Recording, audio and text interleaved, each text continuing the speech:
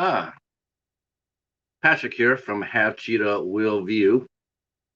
And tonight, me and the Cheetah, we decided that we would go back to our good friend Jerome's movie bin, and in his honor. So we thought we'd talk about a movie that he left us. And tonight's movie is Clambake. Clambake is a 1967 film that starred Elvis Presley and Shelley Fabares. Uh, This was the last movie of a four-picture deal that Elvis did with United Artists, and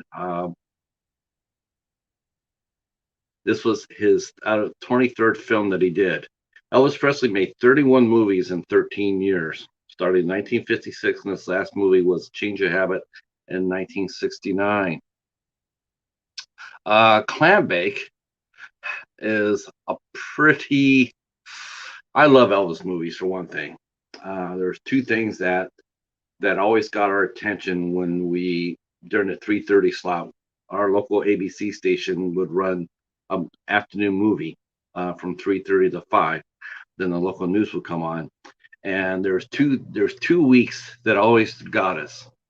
One was Godzilla week. Every time they did Godzilla week, we were there. And believe it or not, and some of you might be laughing at this, but believe it or not, the other one was Elvis Presley.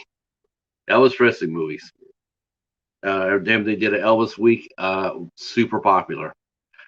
With the fellas too, because face it, a lot of the Elvis movies have some spectacular looking women, and the songs were, the songs were catchy, for the most part, and they were fun, and they were frothy, and just Elvis Presley movies were, a fun thing to do, fun things to watch.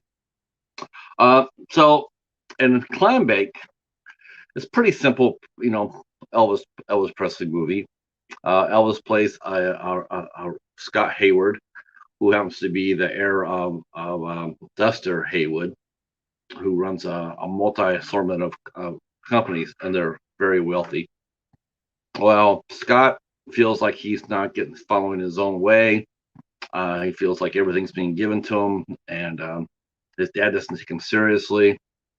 So he wants to break up. He wants to break the chain. So he takes his 1957, no, yeah, 1957 Stingray, and he zips on down to Florida. And as he goes to a gas station to get some gas, he notices another fella there who marries his car, and they swap their stories. And Elvis looks at the guy on the motorcycle and he says, "You know, I like to be that. I like to be you, just to be able to drive and be carefree." And Tom, the gentleman who he's talking with, is on his way down to take a skiing instructor's job at a hotel. Well, he wants to be really rich. He wants to experience what it's like to be really wealthy. So they switch identities. So now Elvis Presley is Tom Wilson, ski instructor, new ski instructor, and Tom Wilson is now Scott Hayward, a wealthy son of a multi-millionaire father. So they go down to the respective hotel and begin living that life. Um, Elvis Presley's Scott happens to meet this really beautiful woman named Diane Carter, and Diane's actually fishing, but she's not fishing for fish. She's fishing for a millionaire. She wants to, in her own words, she calls herself a gold digger, and so that's what she's there for. She's trying to land a rich husband, and she's caught the eye of a very flashy playboy named Jay Jameson's, and that runs us. James Jameson is played by Bill Bixby, and it was interesting how they played that, but I'll talk about that in a second. So anyway, Diane and Scott, or Tom, they hit it off, and Tom goes and gives her a skiing lesson, only to find out that Diane is actually very good. Actually, she's expert on a ski.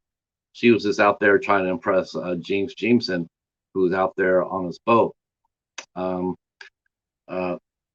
So he's also down there to defend his title. He's won a boat race 3 years in a row with his boat called the Scarlet Lady.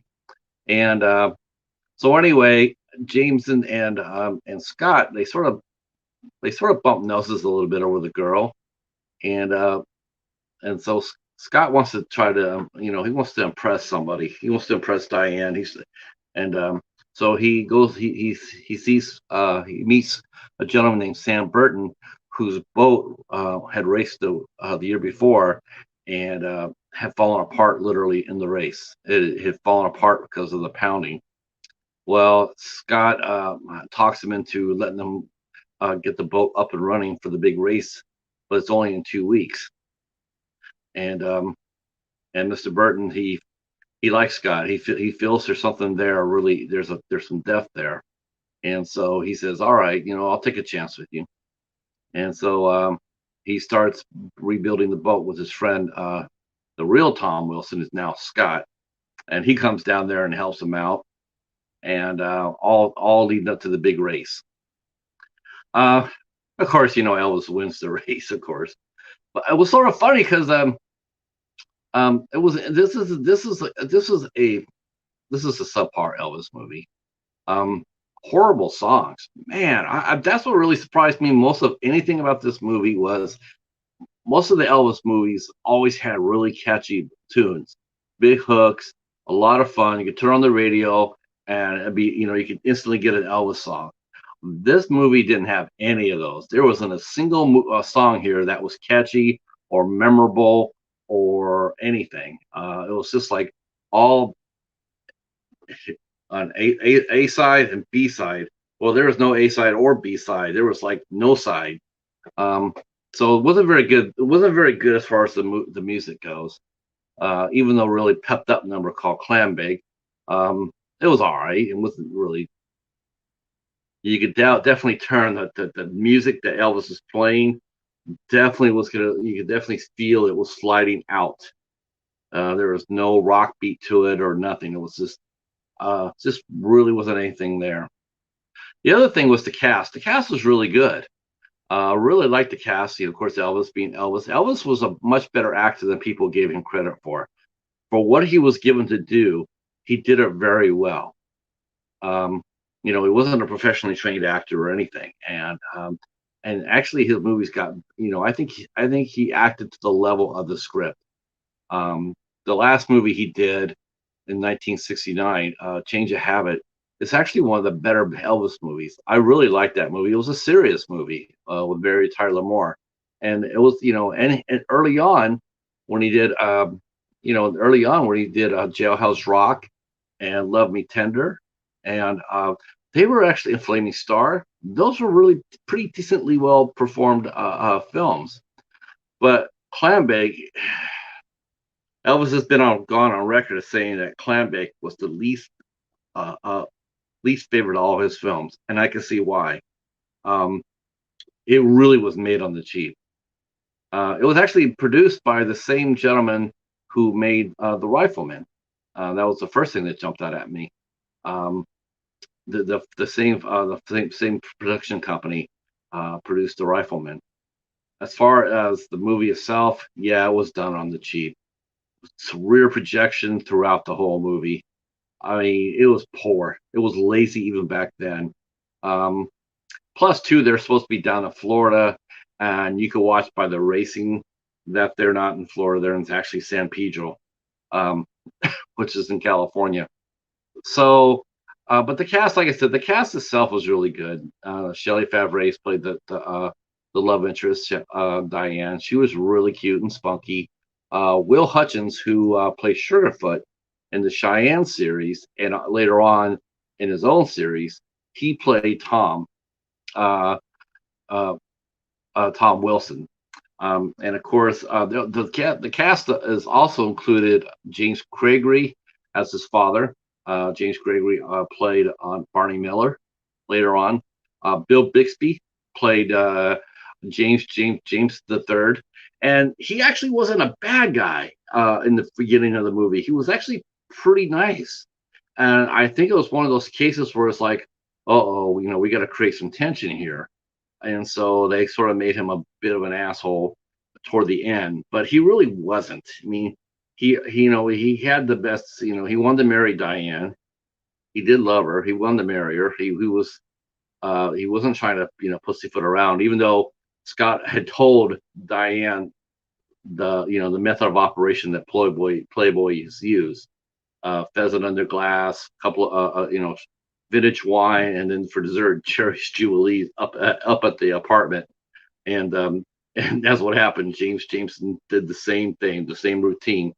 So Diane was sort of waiting for it. She thought that maybe James Jameson was just playing her, but he was serious. He offered her a ring. He wanted to marry her, so he wasn't a totally bad guy.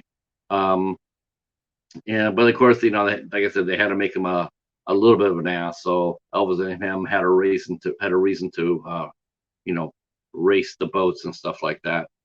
Um, Other people in this movie, Scott Morrell or Gary Morrell played Sam Burton.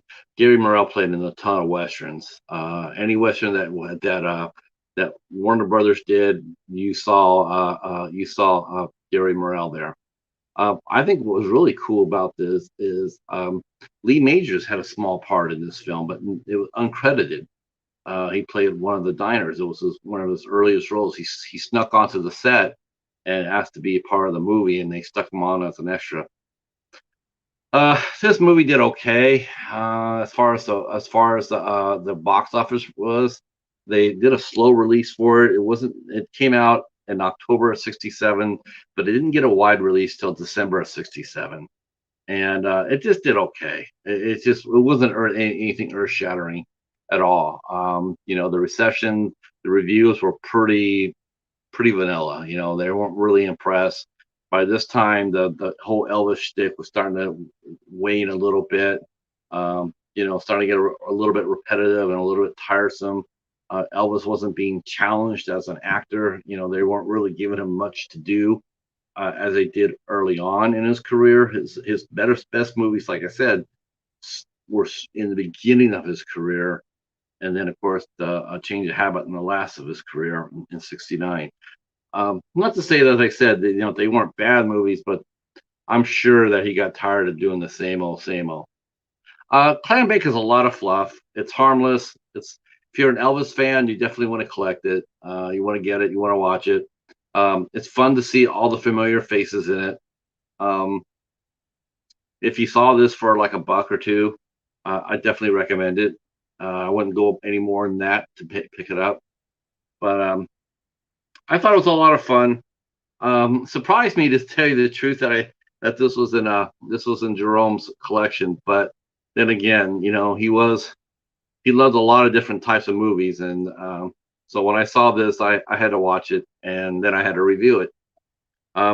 So hopefully you enjoyed this too. Uh, well, that's it for this review.